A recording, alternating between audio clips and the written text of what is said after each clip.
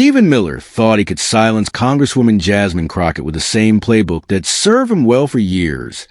Interruptions, intimidation, and sheer aggression. He cut her off 6 times in a row, each interruption louder, sharper, and more forceful than the last, as though volume alone could overpower her resolve. The committee room, already charged with tension, fell utterly silent, the atmosphere thick like the stillness before a storm. Reporters froze over their keyboards, spectators leaned forward in their seats, and even fellow lawmakers stopped shifting in their chairs, all sensing that something explosive was about to happen. What Crockett finally said on her 7th attempt didn't just silence Miller. It demolished his carefully rehearsed arguments and stripped away the armor he had built his political identity upon, leaving him speechless for the first time in his career. The moment that followed didn't stay in that hearing room. It broke free, ricocheting across the internet, racking up millions of views, sparking headlines, memes, and endless debate. And in that instant, Crockett proved something larger than herself. That the most devastating counter to bullying isn't to meet fire with fire, but to wait with precision, to wield truth with timing so perfect that it lands like a knockout blow no one saw coming. That Tuesday morning had begun like any other hearing day, routine on the surface but humming with quiet anticipation beneath. The Immigration Policy Committee chamber was packed, cameras rolling, and the energy sharp with expectation. Stephen Miller, former White House advisor turned policy consultant, took his place at the witness table. He arrived with his trademark confidence, the kind that bordered on arrogance, his suit crisp, his smirk familiar to anyone who had followed his years of combative political battles. Behind him sat his legal team, their briefcases aligned with military precision, every document prepared, every rebuttal rehearsed. This was their star witness, the man who never faltered under questioning, the strategist who turned interrogations into performances. Reporters filled the gallery, their fingers poised above keyboards, knowing that Miller's testimony always promised headlines.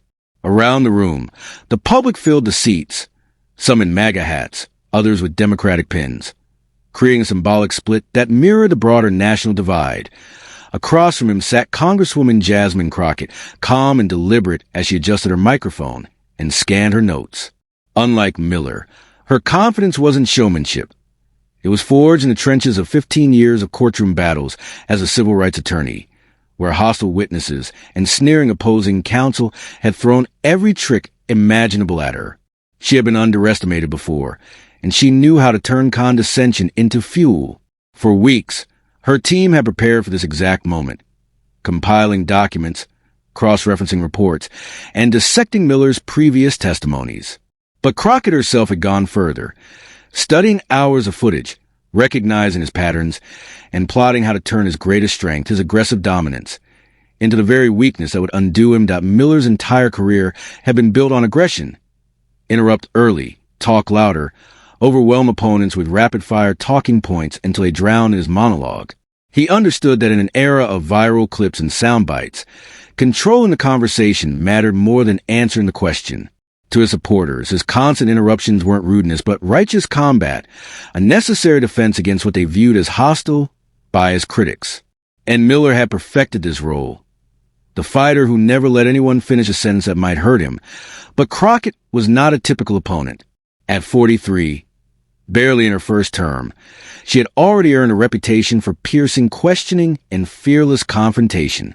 She represented not just herself, but a new wave of Democratic leadership, young, diverse, and unafraid to demand accountability from even the most entrenched power players. Her constituents had elected her to ask the questions no one else dared, and Miller was about to discover what it looked like when someone refused to be bullied into silence. The chairman called a hearing to order. Cameras zoomed in, notebooks flipped open, and Miller leaned into his microphone, ready to deliver a familiar performance that had carried him through dozens of testimonies before. Crockett began with a straightforward question, her tone controlled, almost casual, a query about the timelines of family reunifications after separations in 2018. It was an opening designed to build, to lead him toward accountability. But Miller pounced, cutting her off mid-sentence with a sharp, dismissive interruption. Congresswoman, you're fundamentally misunderstanding the legal framework here. His voice sliced through hers with a rehearsed edge. He launched into his preloaded defense, reframing family separations as mere law enforcement responses, shifting blame, and belittling the question with the smug precision of a man who thought he was untouchable. This was a strategy his team had drilled into him. Establish dominance in the first seconds, disrupt her rhythm, deny her momentum. To the gallery, it played like theater. His supporters nodded, murmurs rippled, and his dismissive wave of the hand sent a visible ripple of irritation through Crockett's allies. But Jasmine Crockett did not flinch. She let him finish, her pen hovering above her notes, her face a mask of calm. When he stopped, she leaned back into her microphone, her voice even, measured, and cutting through the noise with an authority he hadn't anticipated. "Mr. Miller, I appreciate your perspective, but I'd like to finish my question first." IT was then, after 6 interruptions, after Miller had thrown everything he thought would break her focus, that she delivered the line that turned the hearing upside down, the one that not only ended his dominance in that room, but traveled far beyond it, echoing across millions of screens, redefining both their careers in an instant. Early in the questioning, Stephen Miller's behavior was already beginning to raise eyebrows, even among his own supporters. He had cut Congresswoman Jasmine Crockett off multiple times, his tone sharp, his gestures dismissive, his voice carrying the kind of smug confidence that had made him infamous. Crockett, however, refused to be rattled. Looking up from her notes, her voice steady but edged with quiet authority, she reminded him, "Mr. Miller, I understand you have strong feelings about this issue, but I have a limited time for questions, and I'd appreciate the opportunity to ask them." Then, without missing a beat, she launched into her third attempt. "According to documents released through Freedom of Information Act requests, your office sent a memo on June 15th, 2018 that specifically outlined." She never finished. "Oh, here we go with the leaked documents," Miller scoffed, his voice dripping with condescension. He leaned back in his chair, clearly enjoying the disruption, and added with a sneer, "Congresswoman, if you're going to rely on cherry-picked memos taken out of context by partisan activists, then we're not having a serious conversation. We're having political theater." His posture told the whole story. Arms stretched wide across the back of his chair, chin tilted upward, eyes scanning the room as if he were addressing a cheering crowd rather than answering a congressional inquiry. This was Miller in his element. He dismissed her questions with a wave of his hand, another calculated move meant to reduce her to irrelevance. Then he leaned forward just slightly, his smirk widening, and said, "Maybe instead of reading from opposition research, you could ask about the actual results of our policies, like the dramatic reduction in illegal crossings or the disruption of human trafficking networks."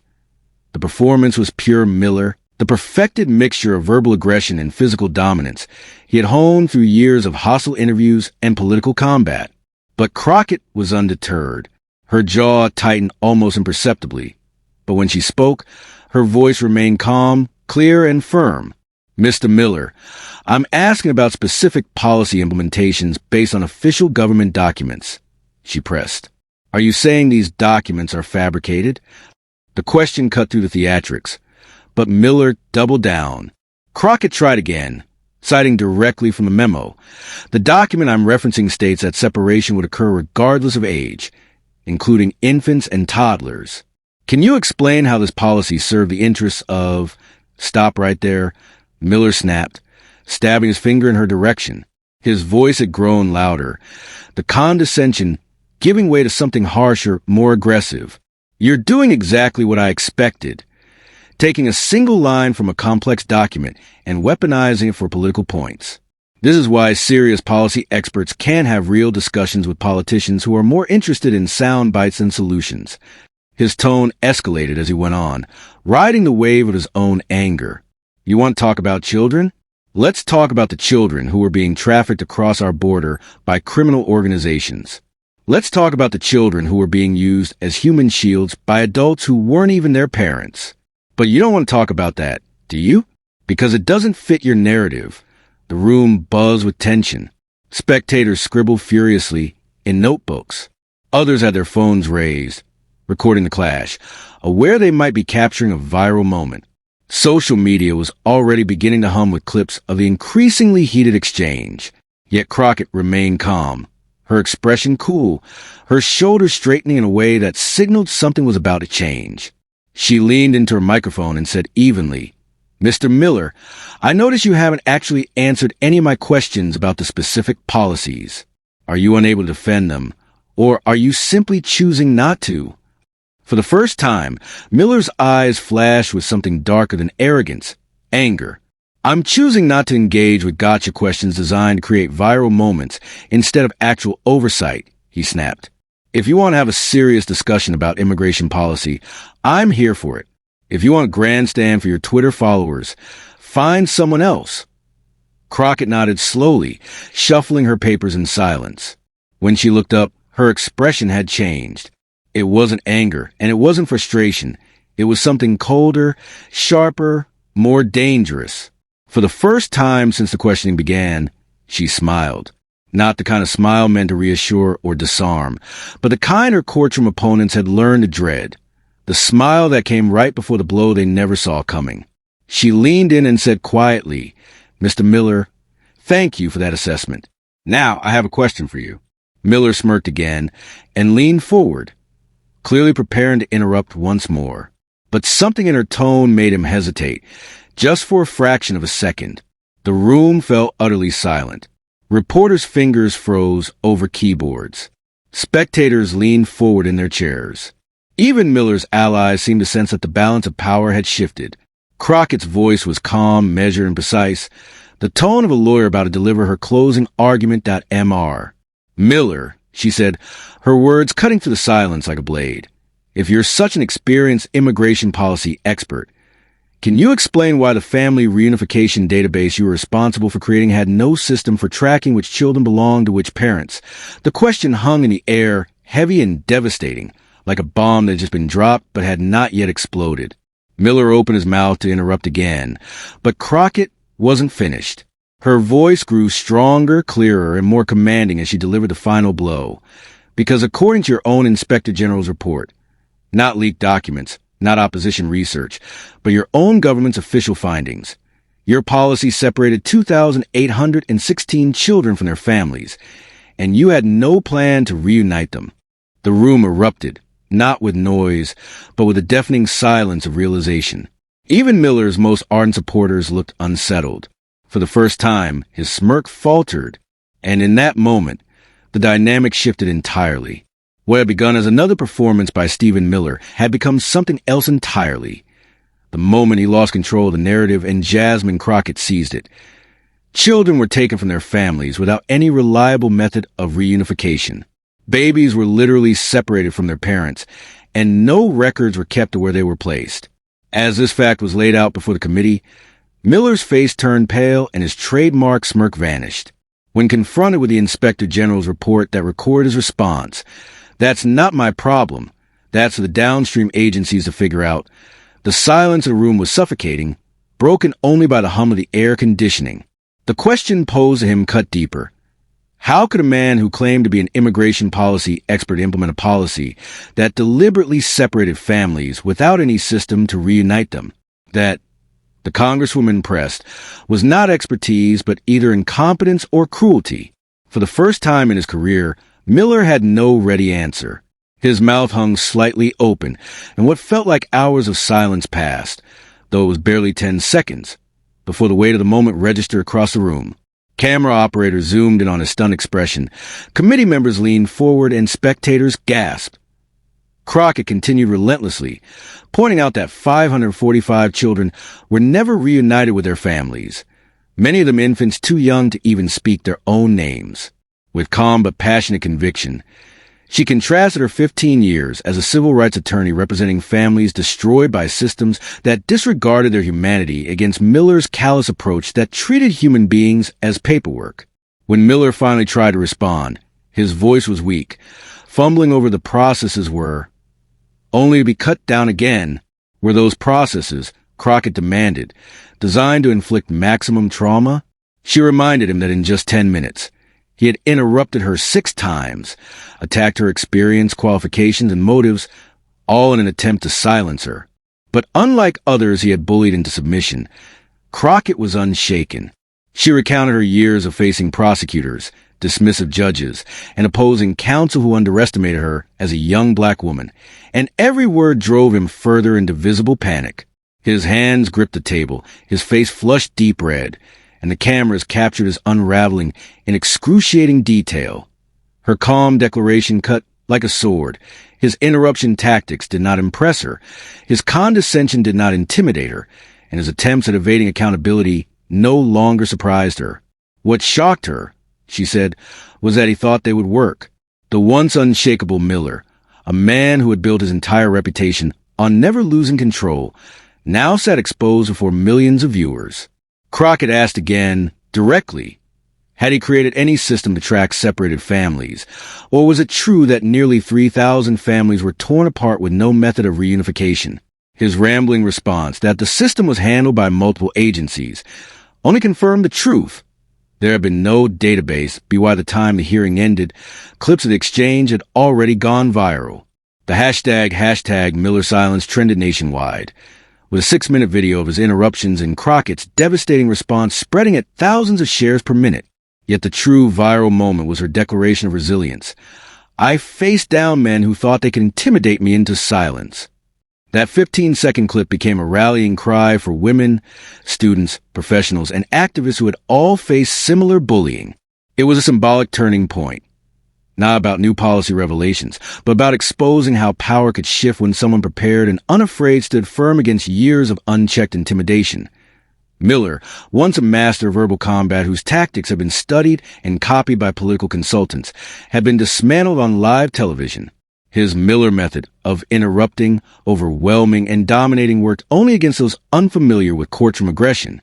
Crockett, however, had spent her career navigating such tactics with skill, patience, and precision.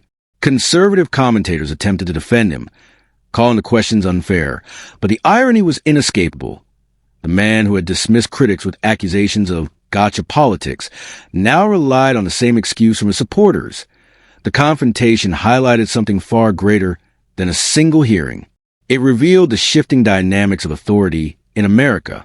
Miller represented the old model of dominance, built on aggression and control, while Crockett embodied a new form of power, strategic patience, rigorous preparation, and a confidence earned not through theater, but through real battles for justice.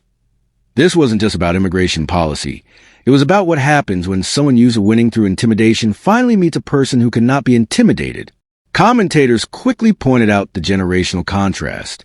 Though only 38, Miller relied on an older, more combative style of political engagement built on interruption and aggression. Crockett, just a few years older, represented a new wave of leaders shaped by battles in civil rights law, grassroots organizing, and fights where lives, not political points, were at stake. After the hearing, Miller's team scrambled into damage control, but their efforts only deepened the fallout. Their first move was to attack Crockett's professionalism, portraying her as more interested in viral moments than serious oversight. That narrative unraveled almost instantly when videos of Miller interrupting her 6 times were played alongside his team's claims of respectful dialogue. The optics were brutal, and even conservative commentators began backing away a second strategy focused on policy statistics and border security accomplishments. But those statements were drowned out by the broader story, the public spectacle of Miller's collapse and Crockett's composure. For 48 hours, Miller said nothing, a rarity for someone usually quick to respond. When he finally did, his carefully crafted statement defended his policy record but avoided addressing the confrontation itself. In Washington, the ripple effects were immediate. Democrats now had a clear example of how to withstand aggressive witnesses, while Republican strategists quietly warned clients against relying too heavily on intimidation tactics. What had once been considered Miller's strength, his ability to dominate a room, was now exposed as a liability when faced with someone prepared to turn those tactics against him. To the heart of it all, Crockett's questions weren't theater. They were about real children, hundreds of whom had been separated from their families without a system for reunification. Advocacy groups seized a moment to amplify stories of families still suffering years later. The confrontation was soon dubbed the Crockett template, a model emphasizing thorough preparation, strategic patience, and the ability to transform interruptions into evidence of bad faith. Miller's 6 attempts to silence her only made him look desperate and afraid of her next point. Training programs for candidates and advocacy groups began incorporating the exchange as a case study in handling hostile questioning. 6 months later, the moment was still reverberating far beyond politics. Business schools use it in negotiation courses, law schools in advocacy training, and leadership programs and lessons on the difference between aggression and strength. It became a cultural touchstone, especially for discussions about gender, race, and power. Crockett's calm dismantling of Miller's tactics resonated with professionals, students, and activists who had faced similar attempts at intimidation. Her quiet strength proved that the most devastating response to aggression can be steady, factual preparation that in the end, the confrontation between Stephen Miller and Jasmine Crockett became more than just a viral clip. It was a masterclass in dismantling bullies, showing how preparation can overpower aggression, and proving that sometimes the quietest voice in a room is also the strongest. Miller's 6 interruptions were meant to silence Crockett. Instead, they became the setup for her most powerful moment, one that echoed across the country as both political lesson and cultural milestone. It was a kind of showdown that demonstrated exactly what happens when preparation meets opportunity, and when someone finally refuses to be silenced.